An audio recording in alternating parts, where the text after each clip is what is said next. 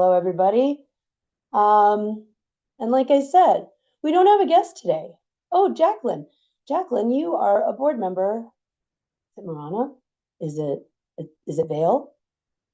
Is it Tucson? I'm not sure, but it's at Catalina Foothills. Thank you. Hey, Roger with HSGP. Thanks to HSGP, by the way, for allowing us to have our secular summit at your headquarters. It was a great event, thanks to the folks at HSGP and a bunch of other people. So I suppose with people trickling in, I am just going to I guess I'm not that big of a draw. I haven't written a book yet because we have a smaller number of people here. Or maybe people are just curled up in the fetal position because the first week of the legislature is already under our belt.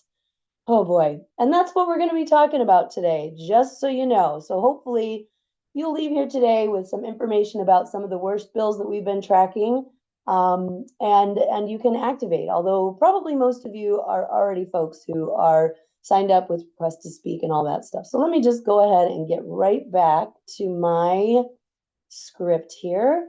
And here I am. All right. So good afternoon, everybody. I hope that you are having a fantastic Friday. Thank you to everyone who joined us at the Secular Summit this past Saturday, and to all the volunteers and speakers who made it a huge success, including the folks at HSGP. Next week, we're going to have Dr. Elise Morgenstein first and Dr. Megan Goodwin, authors of Religion is Not Done With You, or The Hidden Power of Religion on Race, Maps, Bodies, and Law. And they are also the hosts of Keeping It 101, A Killjoy's Introduction to Religion. But for today, like I said, buckle up, buttercups, because we are going to preview the 2026 legislative session and let you know what bills are coming up next week. I also hope to provide you with some actions that you can plug into. So without any further ado, I am going to go ahead and, oh good, I'm glad that you liked it, Kat, that we had a good event. Yeah, I actually went to the legislature. Not sure if all of you saw, but on Monday, a group of folks, including myself, went to the state legislature, and we basically crashed the party of all the folks, including the county attorney in Pinal. His name is not coming to me because I only have so much room for hate in my brain. But yeah, he had a little press conference outside of the Senate building, and we showed up with a brass band and drowned them out until they had to go inside. So even little things like that make a big difference, and it actually made national news. So at any attempt that we can show just how emotional these men are, I think that's great. I think that's really great. So without any further ado, I am going to share my screen. Or am I? Because where is it? Oh, that's right. Hold on. Just see, I'm terrible at this. There's a reason why only half of the people are here today. Let me get back to my screen. And here we go. And now go back to Zoom, Jeannie. We can do this. Okay. 1 second. Share my screen. Oh, there it is. Found it. All right, everybody. Let's just get right to it. This today is, and I'm not going to be able to see comments, so I'm going to rely on Lindsay. So if any comments or questions come up, Lindsay, if you could let me know, that would be fantastic. Yeah, folks, can you believe it? It's still January. It's still January. Here we are. And I don't know about y'all, but I feel like that fourth panel, little boy going down the slide, completely losing it. I'm already there, and it is January, what, 16th? So brace yourselves, because I'm about to show you some of the worst things that are going to be coming out of our legislature. So for this week, we have, and by the way, Monday is Martin Luther King Jr. Day. Well, I guess for as long as we're still going to honor that holiday. But it is still being honored in the state of Arizona. So that means Tuesday is when we are going to need to really focus our efforts on what's happening in the Capitol. So let's just start right out the gate. House education.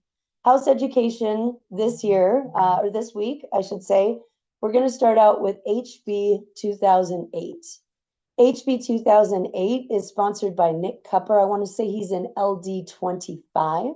You might know him because his claim to fame is you know, not getting the COVID shot and then becoming a pundit on all these right-wing newscasts and, you know, talking about how persecuted he was and how he was forced out of the military for, you know, not believing in science. So this bill is a different focus of his. This one has to do with the American Library Association. So this would ban any school libraries for those schools that actually still have libraries because our funding is so bad. It would ban them from joining any professional organizations like the American Library Association. And I got to tell you, I think I might go to I've been going to the library weekly with my grandson. And it's such a great reminder that the library is really for everybody. And it has so many wonderful resources, including seeds. You can go there and get seeds to plant in your garden. And they also advertise all the wonderful city programming that exists in Arizona. And so I kind of want to talk to these librarians about it and get their thoughts about it. I mean, this doesn't have anything to do with city or county libraries, but it has to do with public school libraries. And the fact that we've now reached the phase of capitalism where we are demonizing, we've already been demonizing teachers and healthcare workers, and now we're just going to add librarians. And librarians are some of my favorite people on the planet. So, of course, we want you to go in, use your RTS. And if you don't have RTS yet, it is in my presentation today to show you how to get onto RTS. But we'd like for you to get onto RTS and oppose this bill because it will be heard Tuesday in the House. Matter of fact, there's a lot of bad bills Tuesday in the House Education Committee.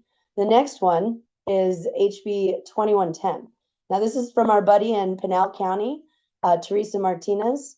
Don't ask me to remember what legislative district that is, but Martinez, you might recall, is also a former substitute teacher. She worked at the Frito-Lay factory. She worked as a substitute teacher. And she told me once that she did force her students in her substitute classroom to say the pledge. So this completely tracks that she wants to have prayer at school board meetings because she wants that wall that separates religion and government gone. In fact, she argues that there is no wall separate, that there's nothing in the Constitution about religion and not being part of government. But you know, she's an interesting one. So you'll want to go in and oppose that bill. And I'm sorry I didn't put oppose on any of these bills because it's just kind of, I'm so used to the bills always being opposed. But there are a few that we're already kind of excited about. And we'll get to those a little bit later.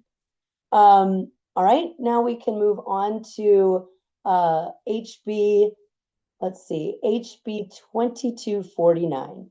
HB 2249 is, I gotta move this a little bit here, is aimed at criminalizing teachers who affirm trans students. And we're talking just using the correct pronouns, the preferred name of the student, and they're pulling out all the stops this session, folks, because this is a bill we've seen before many, many times, right?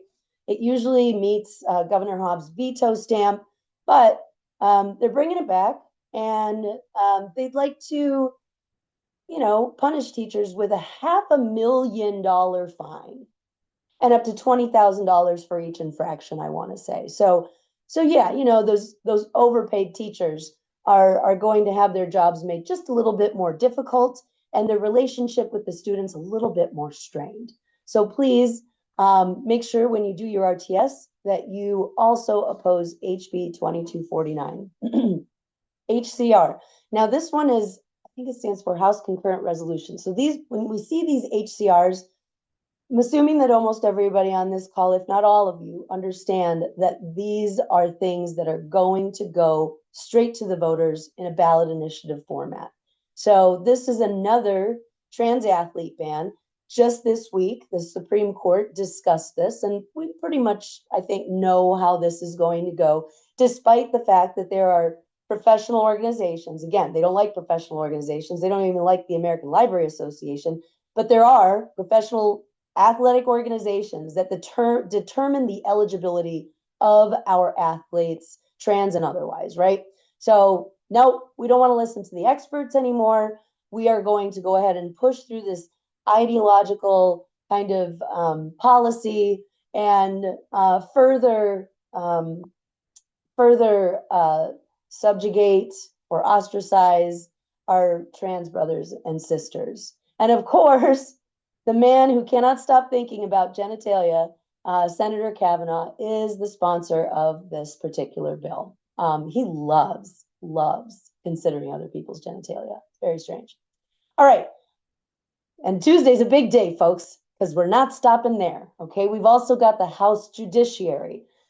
In the House Judiciary, we are going to see HB 2043. And this one is from Representative Bliss. Again, just a refresher, folks, whenever we see HB, that means House bill. We see Senate or SB, that means Senate bill. So we know which chamber they originated from. So Representative Bliss brought forward this bill, felony murder, unborn child, and this has to do, you know, with pregnant people. So we've heard the stories of women who've had miscarriages who are now being charged with murder in some cases or manslaughter, right? So this could, again, further criminalize pregnant people in the state of Arizona. If something happens during your pregnancy and you lose a child, you could very well be charged with a felony. So that is where we are when it comes to abortion rights, despite the fact that the good voters of Arizona in 2024 actually passed Prop 139. So this stuff should be settled already, but they're going to keep doing this for as long as they can. And so we all need to just strengthen our resolve and keep showing up. There's also, and this one is by Representative Fink, HB 2074. Partial birth abortion ban. First of all, that's not a thing. There is no such thing as a partial birth abortion ban. I mean, as a partial birth abortion. There's just no such thing as it, okay? Frequently, what happens, especially in the second and third trimester of a pregnancy, is that this is a child that was very much wanted. Something came up, perhaps a stressful pregnancy, maybe another medical condition, like high blood pressure or something else. And then this family ends up being devastated. So again, this is a frivolous bill. And again, the voters have approved Prop 139. We've spoken, but we know that they don't listen to us. Remember the whole voucher thing that we said no to? And then, yeah, it's a whole thing. Next, we have HB 2133. Now, this one, I want to investigate a little bit more. And unfortunately, our legal director is out of state. But as far as I can tell, this might be a good bill. I need to learn a little bit more about it.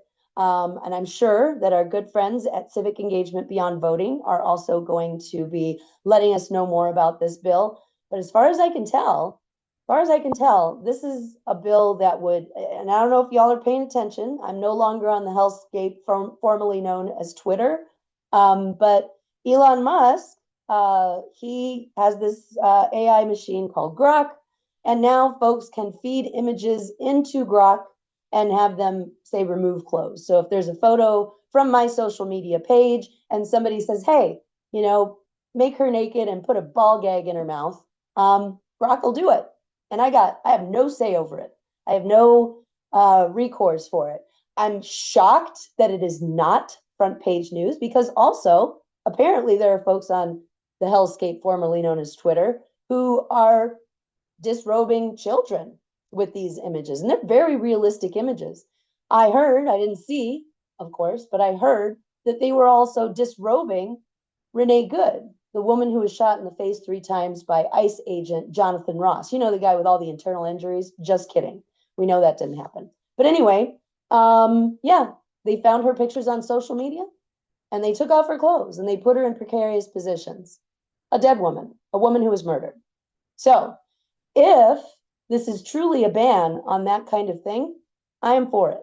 But again, I need to do a little bit more investigating on this one. So my apologies because I don't have all the answers on this one. And then yet another abortion ban, right? Or a bill targeting abortion. We've seen this one before too, and this one comes out from Representative Olson. But HB 2144 would mandate that child support be paid to preborn preborn children, which isn't a thing. We call them fetuses, right? They hate science though, so the word fetus is like, daggers in their mouth, I guess. I'm not really sure. But 2144, child support for preborn children. Questions we need to ask ourselves are, okay, so is it from the pregnancy test? What if there's a miscarriage? Well, if there's a miscarriage, if the other one is if 2074, we could go down that whole rabbit hole. But yeah, there's a lot of questions there. From what date? How do we determine paternity? It's just ridiculous. And it shows their desperation because the people of Arizona overwhelmingly passed Prop 139. So I, again, believe that this will once again meet Katie Hobbs's veto pen. Either way, we want you to go ahead and put it right into RTS that you oppose this bill. Okay, now we're on Wednesday. Excellent. On Wednesday, we have one bill coming up in SB 1016. That's going to be in Senate Health and Human Services. This one is sponsored by Champ, Senator Champ. And this one is essentially another anti-vax bill. So, medical product, religious exemption. So, if an employee is, required to perhaps take a shot, then they have the religious exemption, anti-science exemption, whatever you want to call it. Also on Wednesday is the Senate Regulatory Affairs and Government Efficiency. This is the RAGE, the RAGE committee, which is kind of appropriate because that's usually what I do whenever I think of the legislature or get within 100 feet of it. So RAGE makes sense. There is SB 1013. So this is also from Senator Champ. This is another anti-DEI bill. Whenever they talk about being hired on merit, being accepted into school for merit, what they really don't want is affirmative action kind of initiatives. And, it's grounded in white supremacy as is much of what we're seeing these days. White supremacy, misogyny, xenophobia, all the things. And then we have SB 1099. And this is another attack on trans people. Again, you guessed it, Senator Kavanaugh, because that guy can't stop thinking of other people's genitalia. So with all of these, we ask you humbly to oppose them. And we appreciate those of you who take the time every single week to go to the RTS system, the request to speak system, and to let your voices be heard. I want to pause just for a second, just to see if there's any question. How can someone be this depraved? Yeah, no, that's true. Yeah, that's true. It's really tough. Now this one, I think this is the one where I might need to give you all a trigger warning. Yes. So these ones do not have a hearing yet. But these are the dumbest and most dangerous bills so far that have been introduced for this legislative session. And again, trigger warning, because people see SB 1070 and, it sends us back to the 2010s and Joe Arpaio and all that stuff. But no, this bill, while not necessarily more dangerous, is definitely more dumb, okay? This one has to do with Trump derangement syndrome. And I'll let y'all know, when I first heard the term Trump derangement syndrome, I really thought that they were talking about, the people that wore maxi pads on their ears after he got shot, and the people who wore diapers outside of their clothes that were branded by Trump, as a matter of fact, after it was discovered that he has some problems with leakage. Yeah, I really thought that that's what it was. The people with the flags on their pickup trucks that roll coal. I thought that's what Trump derangement syndrome was. No, they were talking about us. Like, what? So this completely ridiculous and stupid bill would set aside funding for Trump derangement syndrome research and provide some kind of report. And while we might laugh at this bill, I want you all to recall that in 2025, Trump said that he thinks that people with mental illness need to be rounded up and imprisoned, right? Get them off the streets. So our veterans who maybe find themselves unhoused, who struggle with PTSD, or maybe have some other kind of mental illness, He wants to round them up and put them in the street. So this bill, while we can laugh at it, if it gets far enough, and if we didn't have Katie Hobbs, to be quite frank, this would criminalize those of us who disagree with this administration. And we are going to see more and more of that. As a matter of fact, just this week, I believe the president said that maybe US citizens need to have their citizenship revoked. So, dumb, but still dangerous, still dangerous. And this one has been assigned to the Health and Human Services Committee, but there's, as of today, there is no date for it to receive a hearing. But keep that on your list. And in a minute here, I'm also going to show you the tracker that we already have. Okay, another very dumb and very dangerous bill is HB 2266. I'm calling this one the LifeWise bill. And if any of you ever read our Beehive, if you subscribe to our former Substack, now we're on Beehive, then you know that LifeWise is a real problem. We had a couple of speakers come to us from, they're now the Secular Education Association. I think, in the middle or spring of last year, we talked to Zach Parrish and Molly, and I can't remember her last name. But these are folks who are on the ground in Ohio and Indiana. And in Ohio and Indiana, LifeWise has a huge, huge presence in their public schools. And because of the way the laws are written in Indiana and Ohio, it is required to let children study Christian doctrine, evangelical extremist Christian nationalist doctrine during school hours.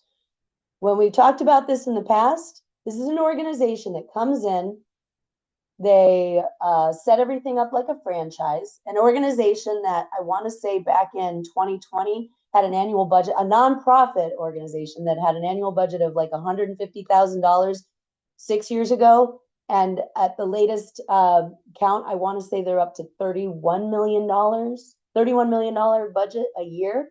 So this is an organization that profits off of students and then tells them things like, members of the LGBTQ community, they're going to hell. If your parents are same-sex or divorced, they're probably going to hell. And they'll do things like bribe kids with pizza. They frequently will start off in your more affluent, mostly white schools, because they know that they're going to have maybe more buy-in in some of these spaces.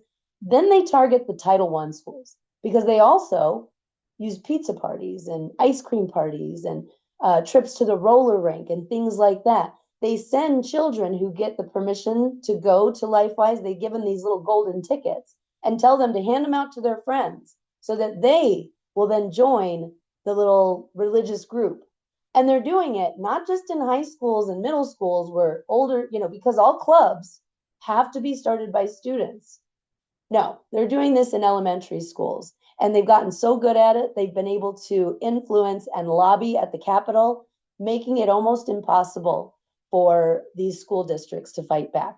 We've already found them in Deer Valley Unified School District. Can't remember what high school right now. I believe they are also in Flagstaff Public Schools. And if you look at their map, which again, I don't have access to right now, but we can follow up. And I'm sure Lindsay is probably furiously looking for links right now, but they have a map where you can see all the districts where they're working on getting into those schools. And it's very alarming, folks. It is very alarming. So you'll definitely want to pay attention to this bill. It's been assigned to the House Education Committee, but as of yet, there is no date. And again, this is Livingston. Livingston is LD 28. And I find this interesting because this is Peoria, Sun City, Surprise area. This is also where current president of the Peoria Unified School District, Heather Rooks, has decided to throw her hat in the ring for the state legislature. And so they now have a 3-person primary there. And I almost wonder if maybe Livingston is trying to get ahead of this and to get votes from the Heather Rooks crowd. I'm not really sure.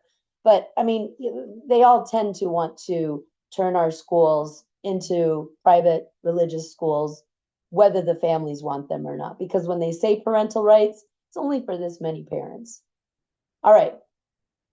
So I want to show you a couple of other things here. Just going to check. Oh, see, look, perfect. I knew Lindsay would be coming through with all that. I wanted to share with you our bill tracker. You can scan this QR code and it will take you right to our bill tracker that links to explicitly religious bills in the 2026 legislative session in Arizona.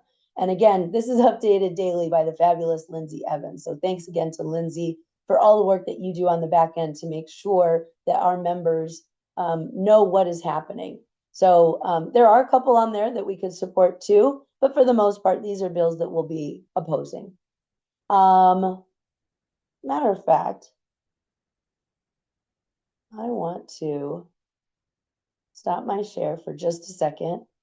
And I want to see if anybody has any questions, because I'm also stalling just a little bit because there's something else that I wanted to look for here. And that is the tracker itself. So let me get there and I will share my screen. Oh, son of a gun. 1 second, folks.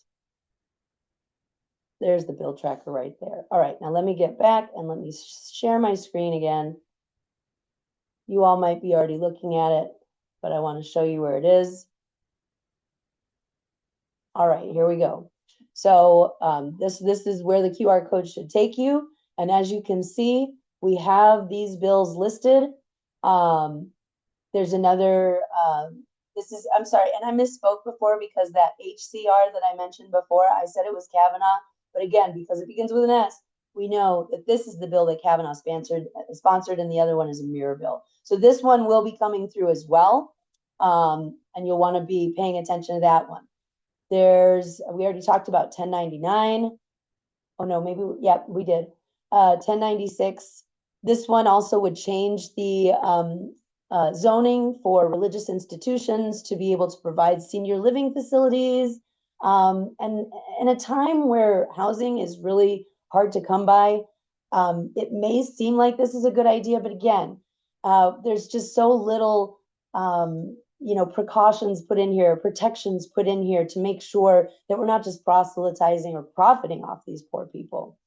Again, we already talked about the gender transition. Oh, wait, that is a different one too. See, again, a lot of people down at the legislature care very much about the genitalia of other people. Very strange.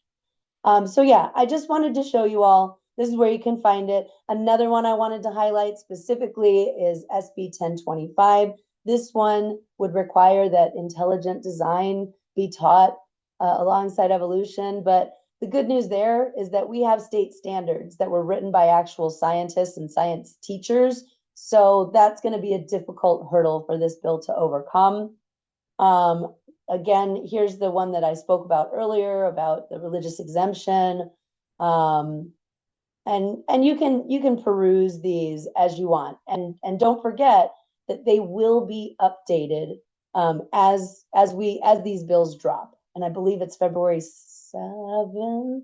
That's the last day that you can drop a bill, if I'm not mistaken. So yeah, here you go. You can see those right there.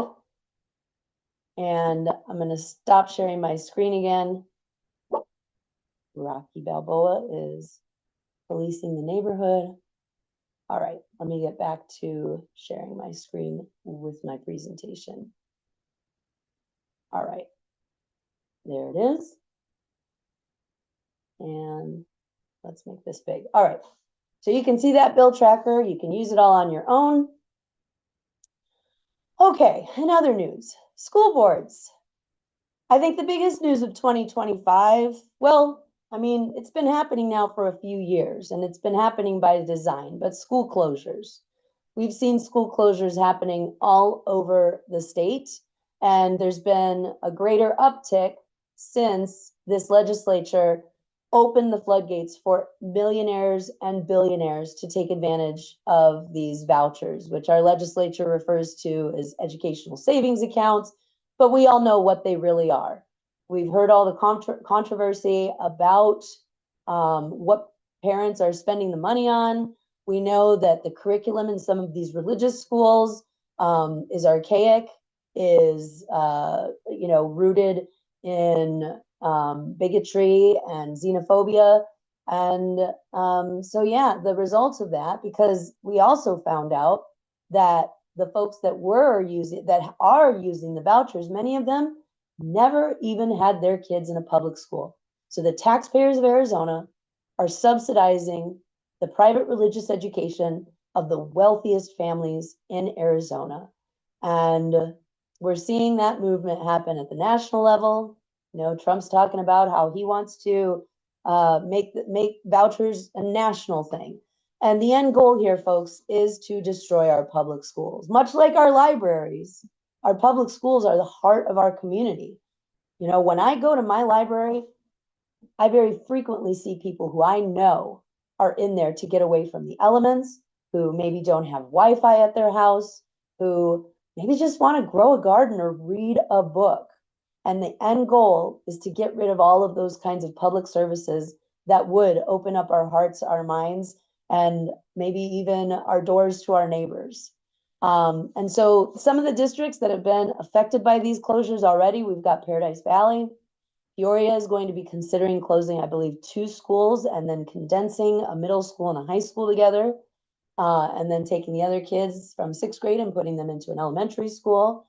Kyrene is having incredibly difficult decisions because the amount of closures that they're looking at there is quite staggering. We've got Mesa Public Schools. More recently, Scottsdale Unified School District had voted to close 2 of their schools. Roosevelt is closing schools and considering closing more, and then Gilbert Public Schools. And this is just Maricopa County, folks. So I'm sure that this is happening everywhere. And when I think of small towns like Black Canyon City, right, or like Wilhoit, Arizona, what's going to happen in those communities when their public school shuts down? It's not good, because our public schools also now are trying to do more with less. So I encourage you all not only to pay attention to what's happening in the legislature, but to also pay attention to what is happening in your local school districts, because that's where a lot of this action is happening. And a lot of these folks, these MAGA folks who get onto their school board, they use it as a platform, a jumping off point to go to higher office, as we're seeing with, Rachel Walden in Mesa Public Schools. She's now on the Arizona Corporation Commission. And Turning Point USA is gunning hard after both the Arizona Corporation Commission, which makes a lot of environmental decisions and which businesses will get to come to Arizona, like what kind of tax breaks they might have. They could even determine whether folks who are, Black, Indigenous, people of color, or LGBTQ can open a business. So we might not think about that as an important office, but many people call it the 4th branch of our Arizona government structure. And so they're also working on the SRP elections. That's a topic for another day. And I just am thinking right now that we probably need to get somebody like Ken Clark on here as a future speaker to talk about the importance of those elections too, but not today.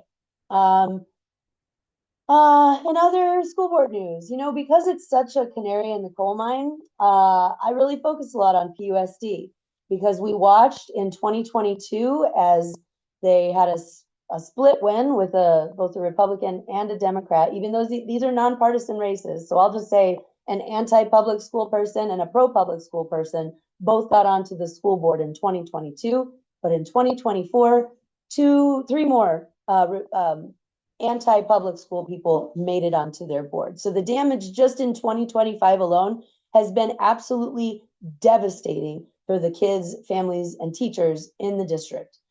They changed their legal counsel. Also, they wrote into the policy that the superintendent of the district cannot contact legal counsel unless the school board president or the clerk is present. And that could be personal or in person or virtual. But yeah, never seen anything quite like that before. So imagine if you're the superintendent that has a burning need to talk to your legal counsel, you can't do it until you can get a hold of the president. So that's great. Not They've eliminated social workers mostly. I mean, they've lost 67% of their social workers at this point. And remember, again, the reason is because of this whole obsession with other people's genitalia and the thought that social workers are transing our kids. But social workers aren't doing that, first of all. And second of all, they connect families with the community as far as what they need. You got a family who's struggling with housing, they can connect you with somebody that might be able to help you with that. Are you a family that's food insecure? They can hook you up with the local food banks and relief opportunities that might exist. They also help with our McKinney-Vento kids. Those are our kids who are technically homeless and making sure they get the services that they need. And they do so many other things that we don't even think about. Like our kids who maybe have anxiety for whatever reason, they come and they help to figure out what resources that kid might need to be successful in school. They are a safe person on that campus for countless children. And the Peoria Unified School District Governing Board has done its very best to eliminate them altogether. And they're succeeding at 67%. They removed DEI and SEL despite best practices and positive outcomes. And I want to put this on your radar because they did not pass their override this year. They're looking at a $21 million shortfall. And they are going to gut any program that they perceive as being woke. And that includes the arts. So any professional or student arts memberships, things that open these kids up to countless opportunities for scholarships and networking and just learning and experiencing and traveling, right? When they tried to get rid of these memberships last year, 63 people showed up for public comments, 63. But this time around, because they've already said they're going to bring it back, they're going to eliminate all of them, and they're going to, my guess, they're going to use this $21 million shortfall to justify all of their cuts. So if you're not at the table, you're likely on the menu. I encourage everyone who is in PUSD to get out there and make some noise. And I also, now that I'm thinking about it, I want to let everybody in the Northwest Valley know that they're not affiliated necessarily directly with us officially, but there is a new Northwest Valley humanist group that is meeting up in the Northwest Valley. Many of their members are also part of the Unitarian Universalist Church up there. And so for those of you who feel like you're alone on an island in the Northwest Valley and that you're watching all this madness happen and nobody thinks or feels like you do, there is a group of people that do. And I was lucky enough to meet one of the founders of that organization. I know that they're listed on the American Humanist Society or American Humanist Association's website. I know that they have like a blogger website. And so we'll try to follow up with that too, as soon as I get that information to you. Let's see. Also, Board President Heather Rooks, also candidate for LDA 28 House. She completely rewrote the mission, vision, and values of an entire district in isolation. She didn't have a committee. There was no community members who gave input on what they would like to see or what they didn't want to see.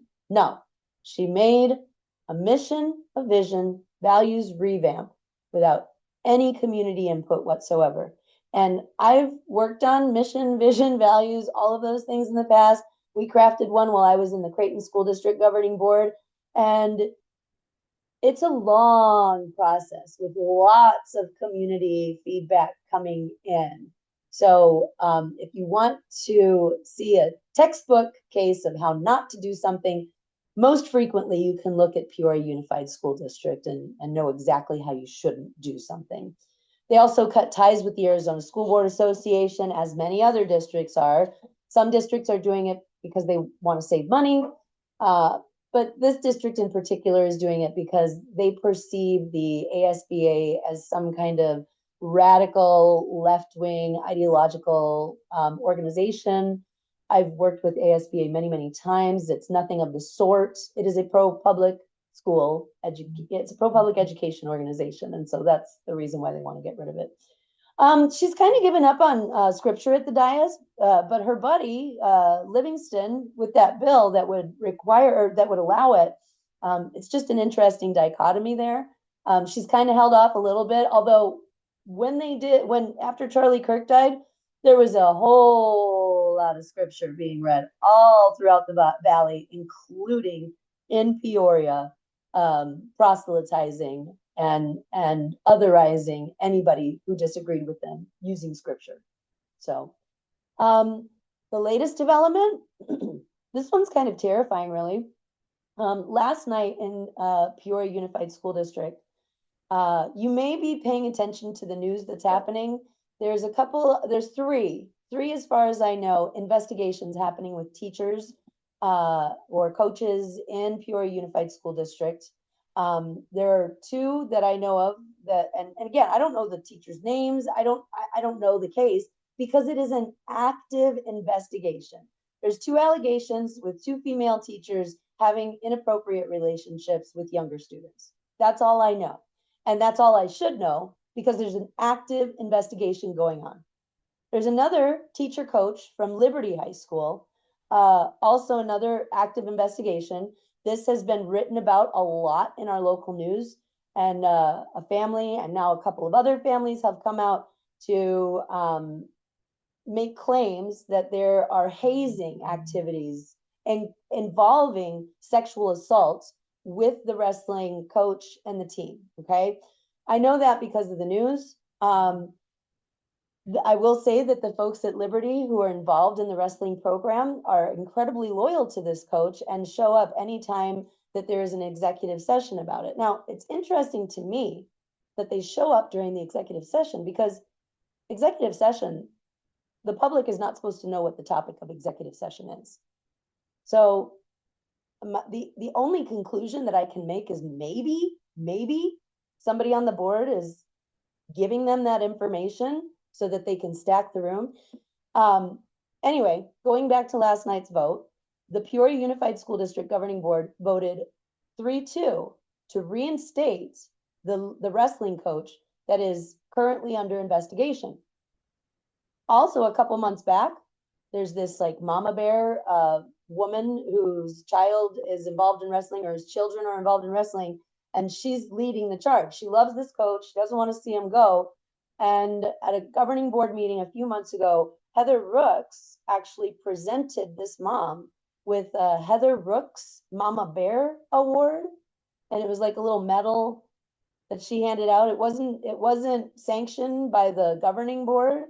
And, you know, I'm not an employment attorney, but I would just about imagine that anybody who's looking at this can see that due process here, it's just not happening, or there's interference, there's clear bias.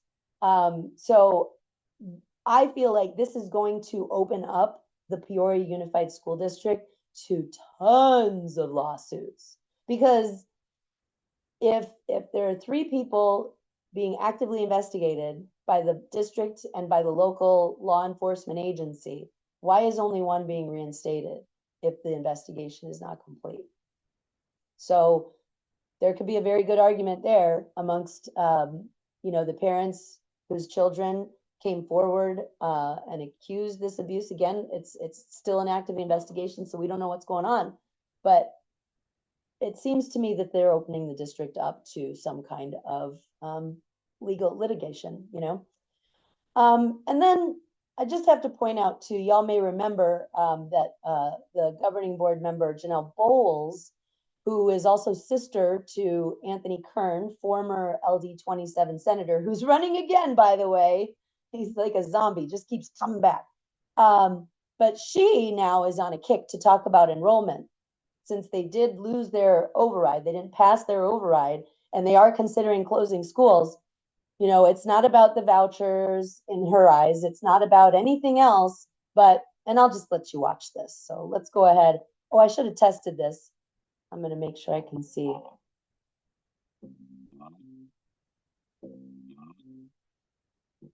I'm going to choose to quote Charlie Kirk, who says, "Get married, have children, and build a legacy.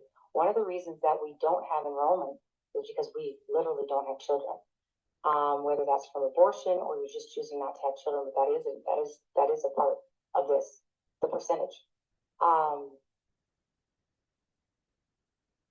Is there a problem?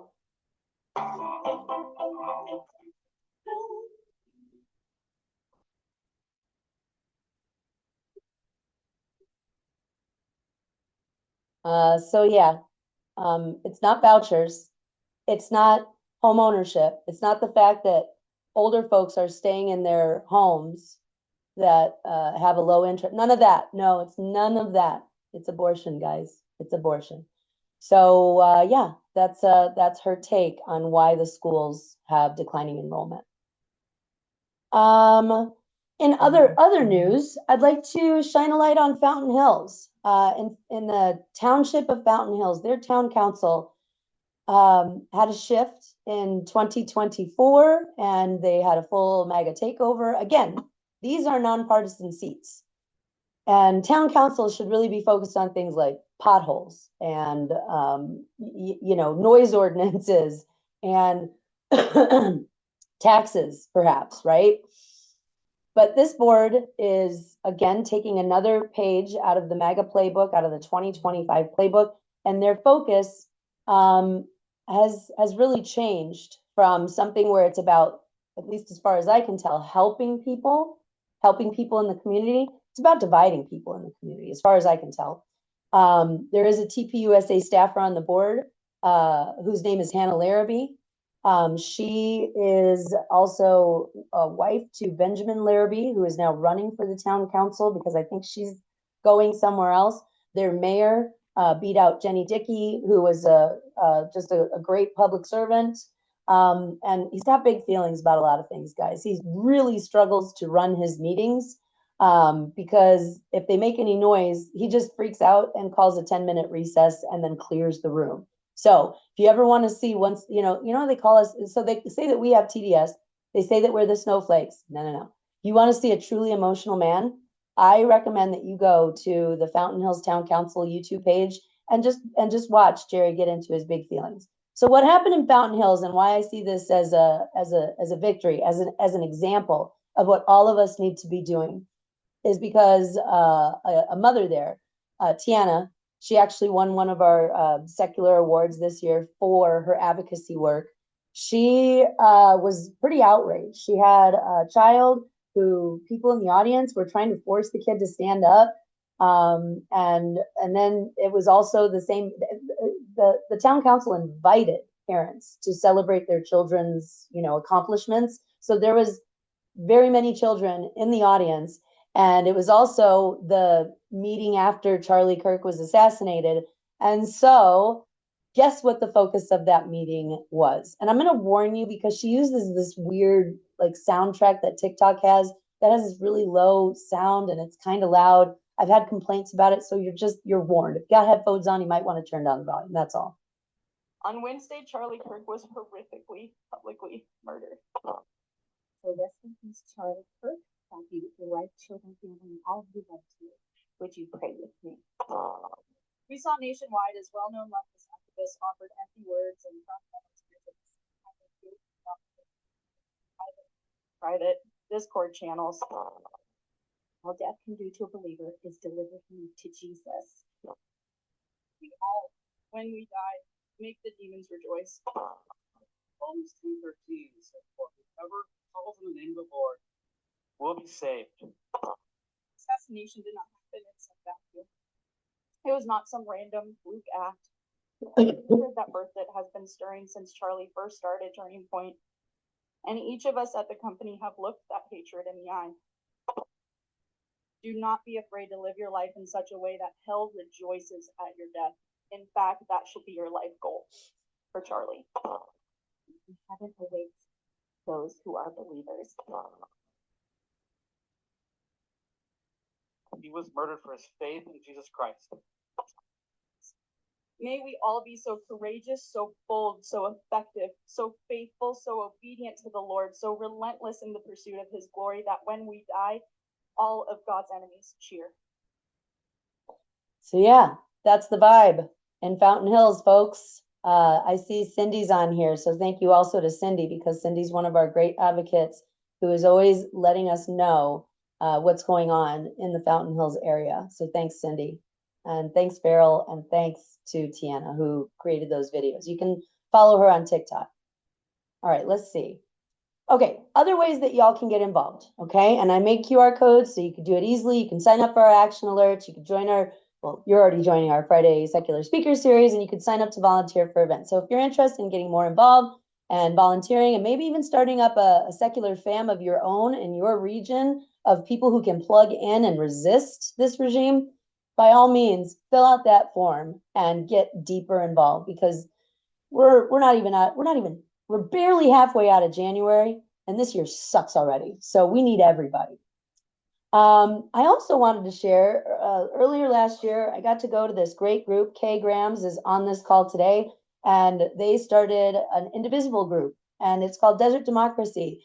And you can use this QR code and then add it to your Google Calendar. I only use Google Calendar, so I don't know how it works with like iCal. I don't know that, but it is jam-packed with all kinds of advocacy and resistance opportunities all across the valley. So put this on your calendar, because I have a feeling too, we're going to see a ramping up of even more resistance activities. I know last night at the ICE office, the ICE agents were acting like ice holes, and they were moving barricades, and things were happening. And we've all seen the footage coming from St. Paul, Minneapolis, folks. So we're going to need to get real uncomfortable, especially those of us who are lighter complected.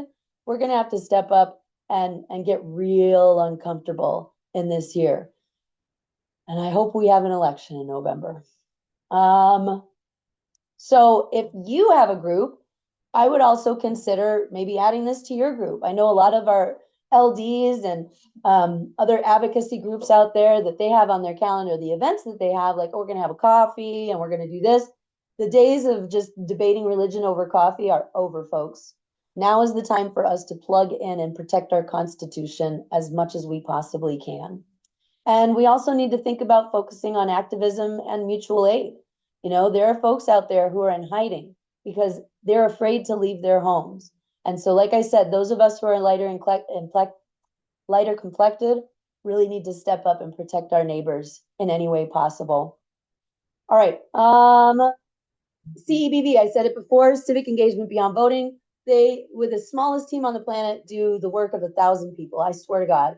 They have their Sunday happy hour. I highly recommend that you sign up for those. Get onto their newsletter mailing list. What I do on Sundays, I look at Diane Post's breakdown of the bills. I look at CEBV. I look at Save Our Schools, and then there's a few internal docs that I get to look at from the coalitions that I work with. But that's how I do my RTS, folks, and CEBV is always top on that list. So if you're not already signed up, make sure that you do. They also are really quick to sign folks up for RTS, request to speak. Oh, they also, this is totally from them too. They also put together the full House and Senate lists that include who's on what committee and who's the chair of the committee, who's the vice chair of the committee. So these are great because, as you know, the evangelical extremists have a majority in our House and in our Senate. And so it's really good to learn as much as we can about who's chairing that committee. Find out their background. You know, that's what I did this past year when I was going around and talking to folks all over the state. I did a deep dive on who represents them in their legislative district. And it's kind of fascinating. You know, I know about Cupper. Cupper's claim to fame is denying the COVID shot while he was in the military. You know, I know that John Kavanaugh cares deeply about animals, more than people, it seems, right? So there could be some common ground with some of these individuals, right? So it's good to learn who your audience is and then to strategize to get your message across to them. But be prepared to be very frustrated and disappointed because, you know, they're ideologues. So if you oppose them, then you're a radical leftist, and they'll support legislation that would round up radical leftists and, you know, do whatever with us. So you might feel like you're beating your head against the wall, but it's good practice for when maybe the free thinkers and the skeptics and the secularists actually win control of the House and Senate in our state. I believe that it should be required viewing for every single, I would say, let's say 8th grade students and sophomores. 9th graders are somehow less mature than 8th graders, so let's let them just do their thing. But 8th graders, I think, and maybe sophomores should just be required. It should be one of our standards that they have to watch. And I recommend that they watch any committee that Jake Hoffman is chairing, because then they'll see how vastly different the treatment is for people who they disagree with is to those who are on the same page. So on the left-hand side of your screen, you can see what videos are coming up for the next week. They also have the agendas on there, which I like because then it kind of, then you can, for me, it works as a visual. Then they have archive meetings. So if there's maybe a bill that you want to go back and get more information about, you can do that too. Or if you missed a meeting, you can go back usually after 24, 36 hours and find that meeting and see what went on. Like I said, here is the RTS. Call your representatives, call your school boards, email your reps, show up at meetings, join committees, volunteer, write op-eds. I should have put that on there because we need to be, all of us, making as much noise as possible.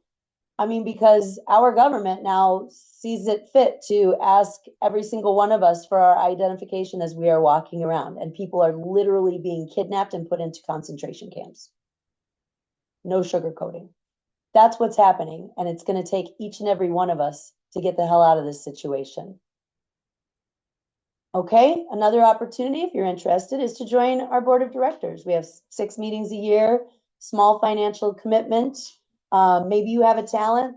I know he's on the call today, our newest board member, Michael Bryan, who's representing from the Pima County area, is already digging in. Thank you so much too for the photos that you dropped today. There were some really fantastic photos. So if you want to hang around with cool people like Michael or Ian Hamp or Whit Johnson or Mary Ganapole, by all means, sign up to join our board of directors. And that's really it for me today. I'm checking to see if anybody has any questions. I appreciate all of your kind words. Thank you. Thank you very much. And I'm going to put it out there too, folks. We run on a shoestring budget. It takes the amount of work that we do with the little amount that we have is amazing, and other groups like CEBV and SOS do that kind of work too, but we really need all of your help. So if you are in a position where you can help us more financially, remember, Diane Post is going to be stepping down as our legal director. So we need all of your help because the lawsuits or the complaints that Diane will send that usually get people to stop their shenanigans, we need folks on that committee, and we need to be able to fund that committee. All the posts I made on my site, let's see. Oh, you know what? I don't have any problem sharing that presentation. So I've already shared it with Lindsay. She can make it so it's to view only. But you'll still have access to the link. Yep, put it on a blog post. That works for me. So yeah, we can go ahead and do that. Lindsay will put it onto our blog. And I'm just going to go ahead, and because I always say, what gives you hope, right? And hope is super hard to find these days. It's so hard to find these days. Now, for me, I'm lucky. I've committed to watching my almost 2-year-old grandson every single week. And when I look at him and I think about what could be happening to his schools, to his First Amendment rights, to his ability to find housing, I know that that's why I do this work.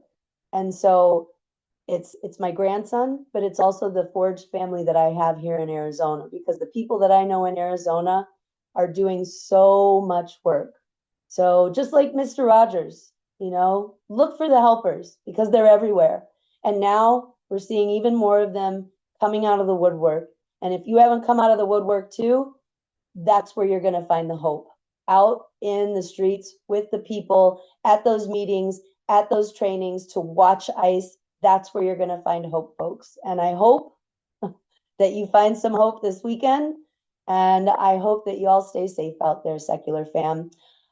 Next week, we're going to be talking about more Christian nationalism. So yeah, join us next week. But for now, we'll see you later. Thank you.